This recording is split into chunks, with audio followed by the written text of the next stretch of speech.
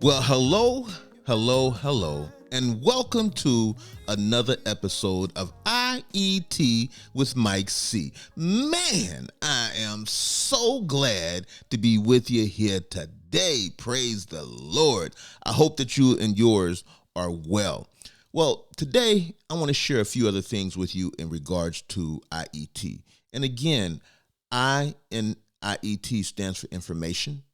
E stands for entertainment, and T stands for truth, being primarily the word of God. That's the truth that we're trying to come at you with, all right? But we're not going to beat you over the head with it. Now, the other information that I want to share with you about the show is one of the things that we're going to be doing is we're going to be doing seminars and webinars, and we're going to use those as teaching moments. That's going to be part of the information aspect of the show as well. As I said last week, I've been in the music industry for over 30 years. I used to have a podcast called Make It Happen with Mike C.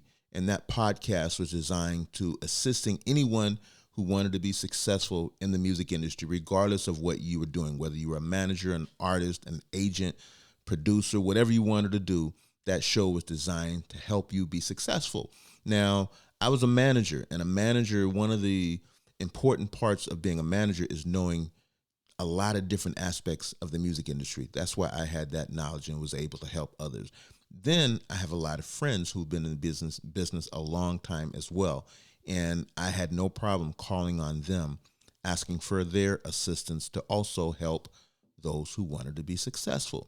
Well, what we're going to be doing here, like I said, is seminars and webinars to help people, to educate people.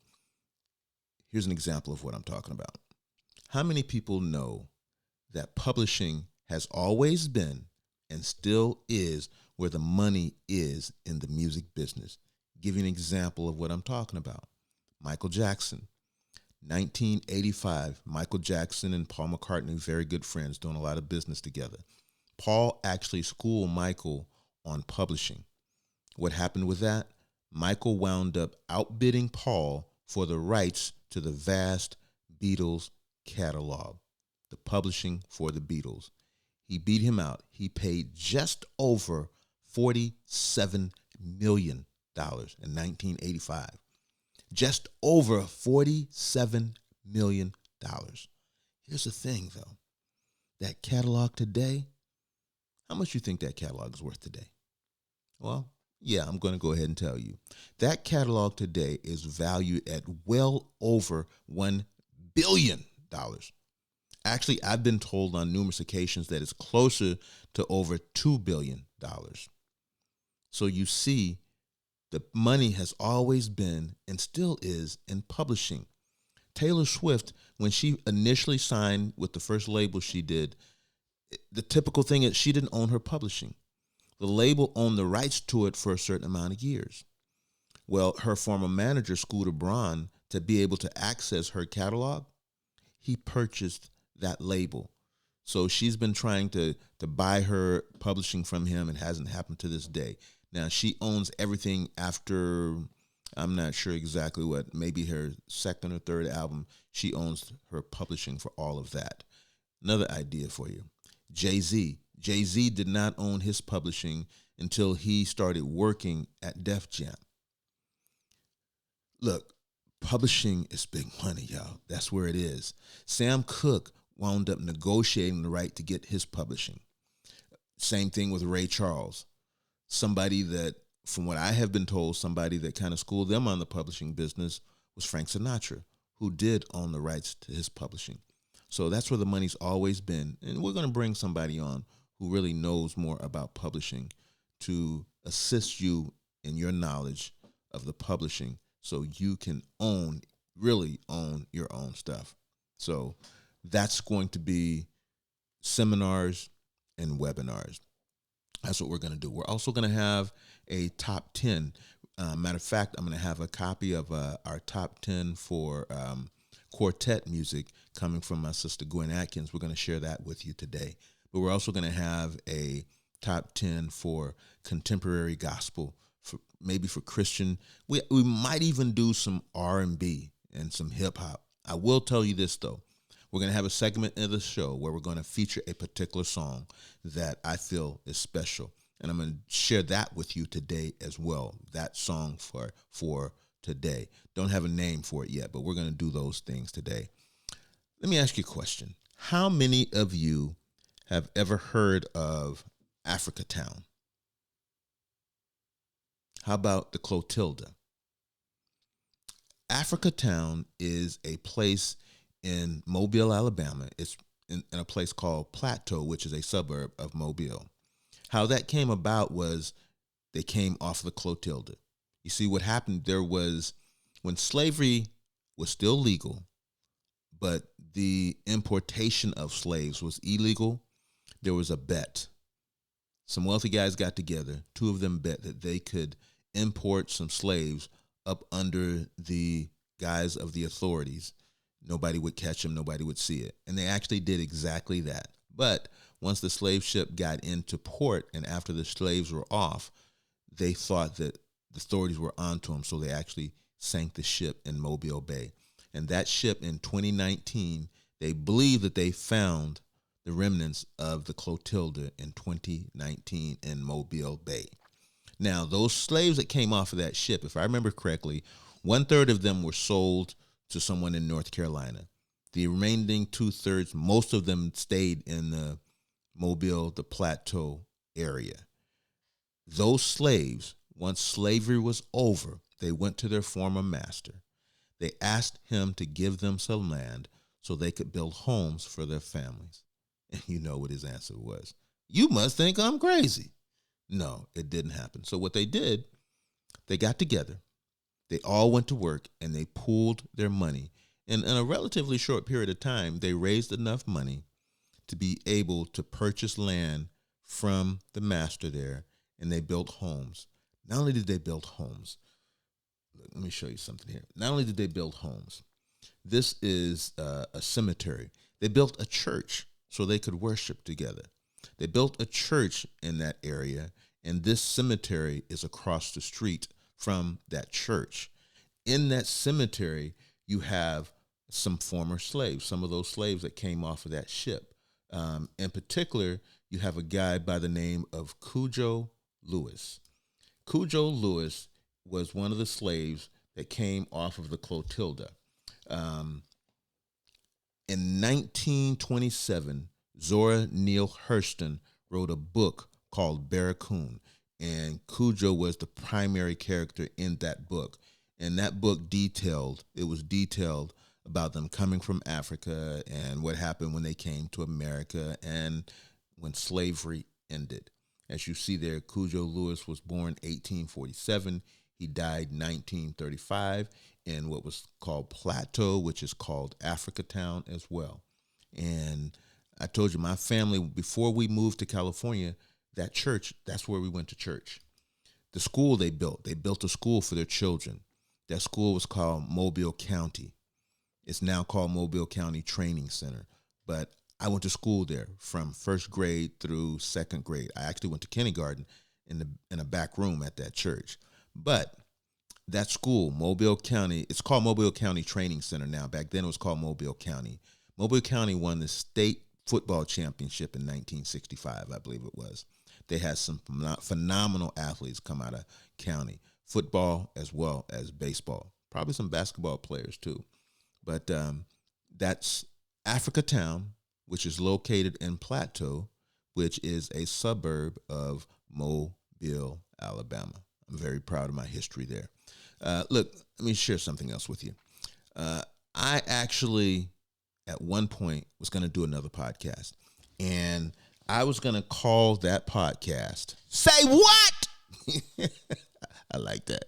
Yes, that's what I was going to name the podcast, because what it was going to be, a podcast about stories that you've heard, things that you've seen that just make you say what?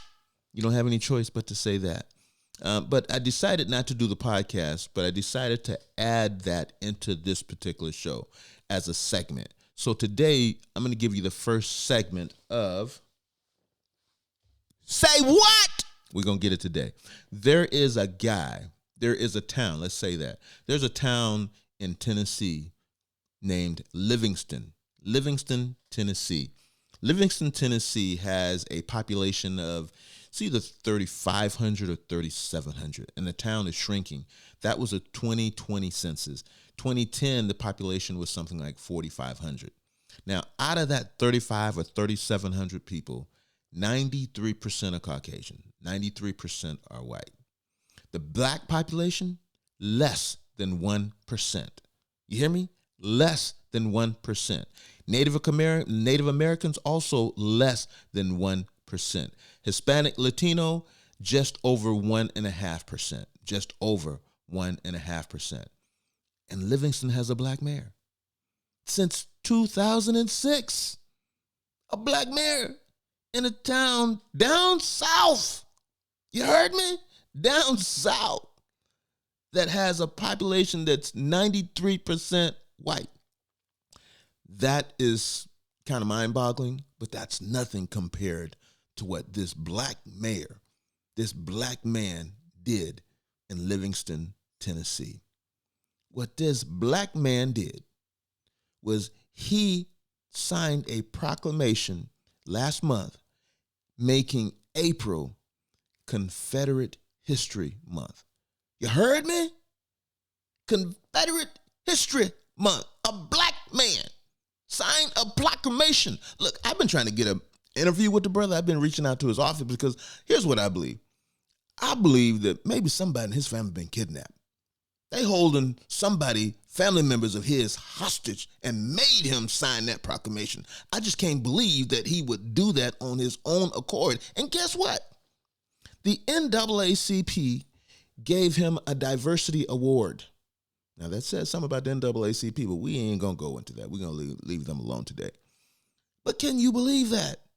I mean, look, down south now, they have been trying to get all of these statues of Confederate soldiers and sympathizers of the Confederacy. They've been trying to get all this stuff pulled down. Because can you imagine as a black person walking by something like that every day? Seeing what kind of reminders do you think that invokes? Nothing nice. And this black man, black mayor, signs a proclamation designating April as Confederate History Month. A black man. I don't get it. I don't get it. I don't get that one. Not at all. Look, let me show you something else he did. Look at what this guy did. No, that's not it. Come on now. That's not it. Here you go. That's not it. That's our top 10. Here we go. That's him. Took a picture with sons of Confederate veterans. Not only did he take the picture, look in the background. That's the Confederate flag.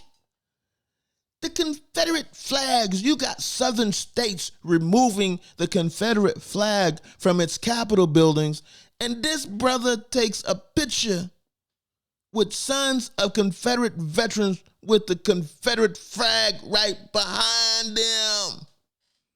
Something wrong, y'all. Something wrong. Something wrong with that. You can't get me to believe that he willingly did those things. Come on, man. Dude, what is wrong?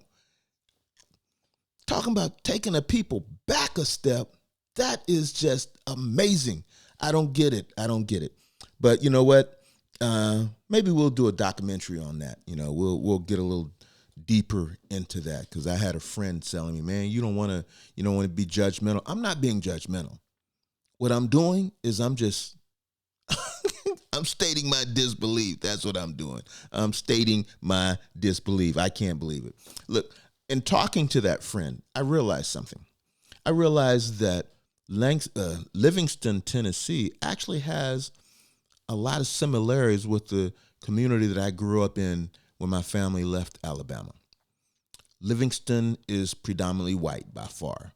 The community that I grew up in was predominantly white by far. Livingston has a black population of less than 1%. North Highlands, California, where I grew up, when I was growing up there, never had a black population of more than 7%. Never, ever, ever, ever. And still to this day, it doesn't have a black population of more than, I believe, 12%. So a lot of similarities, but here is something that is not similar. And that is, look, well, let me give you a little bit of history about North Highlands when I first moved there. When I was in elementary school, I remember being chased in elementary school now, I remember being chased by high school white kids who got out of their cars with bats and chains and knives who were seriously trying to hurt us. That's where we had to, what I learned back then, what we called hit a fence. You know what that is? Hit a fence?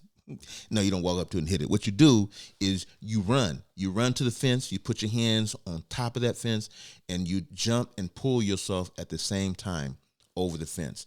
So now you're over that fence like that. Then you what? You're in the backyard. Hopefully there's not a dog in the backyard. But now you still got another fence to get over, right? So you got to do the same thing. You hit that fence. Now you're in someone else's backyard. Hopefully ain't a dog back there, but you got one more fence still. So now you run and you do the same thing, get over that third fence. Most of the time that worked. They left us alone. Sometimes they came around and we had to do that all over again with another fences rather. Here's the thing. By the time I got to junior high school, they had a race riot at the high school. A race riot, a serious, hard down race riot. Fighting going on, some bad stuff, man. Race riot. Folks was hurting each other. By the time I got to high school, though, that had totally dissipated. That environment was gone. By the time I got to high school, I'm playing football, running track, playing basketball, probably with some guys who might have been brothers to some of those guys that were chasing us, trying to hurt us. Probably some guys that had used the N-word from time to time. But all that stuff had gone past. You see, North Highlands, I oftentimes say, is, I believe, one of the greatest, if not the greatest community to grow up in these United States. Because the same thing that makes America great is the same thing that made North Highlands, California great from my era when I came up. What is that? Diversity. Diversity. That's what has made America great. That's what made North Highlands great. Great enough to where the track team had a 17 consecutive year record of not losing a dual track meet. 17 years. The football team won the city championship. The basketball team at one time went 28-0. Look, great athletes. But what made those teams great, let's just put it out there and say it like it was. We had some of the best sprinters in the city. Always some of the best sprinters. I mean, Ricky Richardson, Tony Bowden, Rodney Carson, Chris Knighton, John Porter, Nate Clark, Steve Clark, Alvin Robinson, Darnell Chapman. I can go on and on and on. But what we also had some of the better long distance runners, some of the better field participants, long jumpers and high jumpers and pole vaulters, all of that stuff. But also what we had one of the best high school track coaches in the country, someone who did not look at color. As a matter of fact, I believe it was my sophomore year, you did have some stuff that was about to jump off, some race stuff. And coach went up there and pulled his athletes aside and talked to everybody else. That was it. That was over. You had teachers. I was listening to a podcast earlier today. One of the members of Wu-Tang was talking about how he grew up and when he in New York, and they were bused to what had been an all-white school. They were bused to that school and how they were being called the N-word all the time, and there were fights going on. And he talked about how he participated in basically a race riot. Here's the thing about North Highlands, and I think this happens if people give each other a chance. When you're in class with someone every day that doesn't look like you, when you're playing sports and you have mutual goals with people who don't look like you, when you're working on school projects with people that don't look like you, when you're living next door to people that don't look like you, what happens is you learn that all of these lies and rumors about different races, about one another, is not true. You learn that for yourself. And so people can't pull the wool over your eyes with those lies and innuendos anymore. You learn to have empathy for one another. That's the difference, I believe, between my community of growth, North Highlands, and Livingston. Down south, you still have a lot of segregation that still takes place. Even in a lot of large cities. Look, I lived in Dallas for about 4.5 years, and Dallas is considered part of the South and was segregated at one time. And I'm here to tell you, a large part of Dallas is still segregated. Now, it's really starting to change, but there's still a lot of segregation in play in Dallas. And a lot of it, you go to Houston. I lived in Houston for a while. Houston is a very segregated, large city down south. And I'm not saying that, look, let me tell you something else. This is what I believe. When you look at the civil rights movement, one of the things that made the civil rights movement successful that people don't talk about is that, yeah, you had black people marching, you had black people sacrificing. Do you know the sacrifices that black people had to go through during the West boycott to be successful? People had to walk to work, miles to work, and they did that for over a year. I don't think people have enough fortitude to make those type of sacrifices today. That's why we still have innocent black men getting killed by police, and it's not changing. Look, this brother in Livingston, man, he's got to be, something's going on there. Something is wrong with that. Just fair, something is wrong with that. And you know who's going to change it? Who has to change it? You and I. What I was saying about one of the things that made the civil rights movement so successful that really doesn't get talked about much. If you want to really see what I'm talking about, go to the Civil Rights Museum in, what is that? Is it Selma? Go to the Civil Rights Museum in Birmingham. Go to the Civil Rights Museum in Atlanta. And I'm going to tell you, you'll see something that is not talked about much. That is, there were a lot of white folk who died because they supported civil rights. A lot. The point that I'm trying to make is it's like when you buy a CD, okay? I remember hearing this a lot. When you buy the rap CDs that go platinum, you have to understand that a lot of those CDs were bought by white kids. The point that I'm making to you is this. When you grow up around people who don't live like you, when you work with people who don't live like you, and you give it a chance, you learn to have empathy for one another, for one another's plight. You learn to become friends. You learn that all of the lies, aren't true about different races. You learn that people who don't look like you, they still have a lot in common with you. So look, we have to come together. All people have to come together and make a change. We all have to say when something's not right, we have to speak up and say it's not right. We have to do these things. So I don't want to go into, I'm going longer than I wanted to with this show. So I'm going to cut that aspect right there. There were a few other things I wanted to talk about, but as you can see, man, when I get started on that kind of stuff, it's in me. It's in me. So we're going to end today's show with that. But remember, we're coming back next week. Every Tuesday and Thursday, we are going to be right here.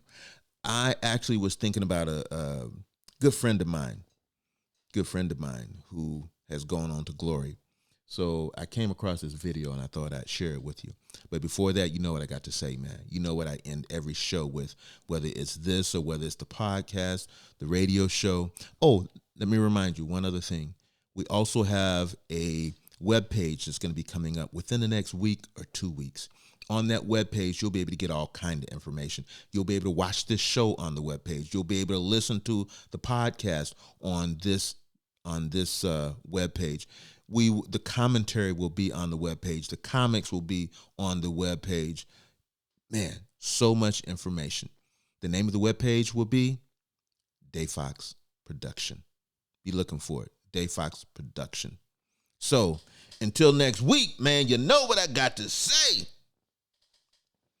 Be easy now. Now let me find that video for you. Here it is. My boys, this is Highlands right here. Highlands Strong. Over 140 years of friendship right there. That's him. D Young. My boy, D Young, my little brother right there, y'all. Till next week, man. Be easy now.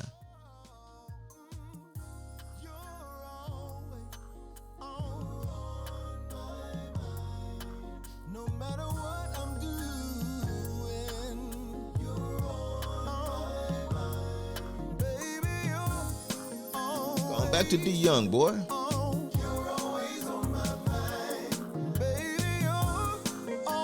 There he is, D Young.